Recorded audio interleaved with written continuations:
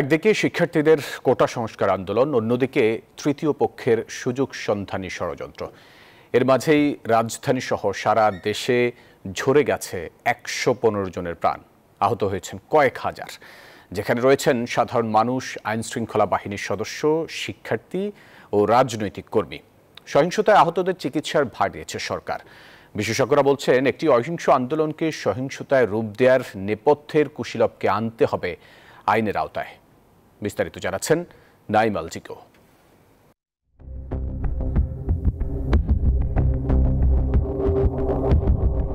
সরকারি চাকরিতে কোটা বহাল করে দেয়া হাইকোর্টের রায় বাতিলের দাবিতে শান্তিপূর্ণ আন্দোলন শুরু করে বিভিন্ন বিশ্ববিদ্যালয়ের শিক্ষার্থী সহ চাকরি প্রার্থীরা, যার সাথে সহমত পোষণ করা সরকারও অপেক্ষা করে বিষয়টির আইনি সমাধানের। কিন্তু আন্দোলনের মোড় অন্যদিকে ঘোরাতে সক্রিয় হয়ে ওঠে তৃতীয় পক্ষ।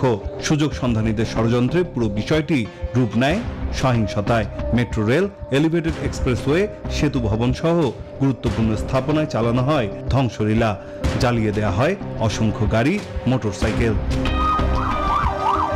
পরিস্থিতি এমন পর্যায়ে পৌঁছায় যে কঠোর হতে বাধ্য হয় আইন শৃঙ্খলা বাহিনী। পরিণতিতে সাধারণ মানুষ, আইন শৃঙ্খলা বাহিনীর সদস্য, শিক্ষার্থী ও রাজনৈতিক কর্মী সহ প্রাণ হারান ১১৫ জন, যার মধ্যে ঢাকা মেডিকেলেই চিকিৎসাধীন অবস্থায় মারা যান ২৮ জন। আহতদের চিকিৎসার ভার নিয়েছে সরকার। এই যে সহিংসতা হয়েছে, এতে সাধারণ ছাত্রছাত্রী যারা আহত হয়েছেন তাদের চিকিৎসার ব্যাপারে সরকার দেখভাল করবে।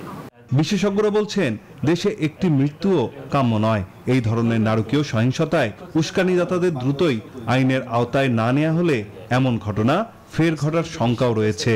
এই যে যারা অপরাধ করেছে তাদেরকে বিচারের আয়ত্তে আনা উচিত, আমাদের তাদেরকে চিহ্নিত করে বিচারের আয়ত্তে আনা উচিত, যাতে দ্বিতীয়বার এই জাতীয় ঘটনা যেন আর পুনরাবৃত্তি আমরা দেখতে চাই না, এ দেশে মানুষ দেখতে চায় না। সাম্প্রতিক এই সহিংসতায় আইন শৃঙ্খলা বাহিনীর ১২৮১ জন সদস্য সহ আহত হয়েছেন কয়েক হাজার মানুষ। নাইম আলজিকো, নিউজ 24, ঢাকা।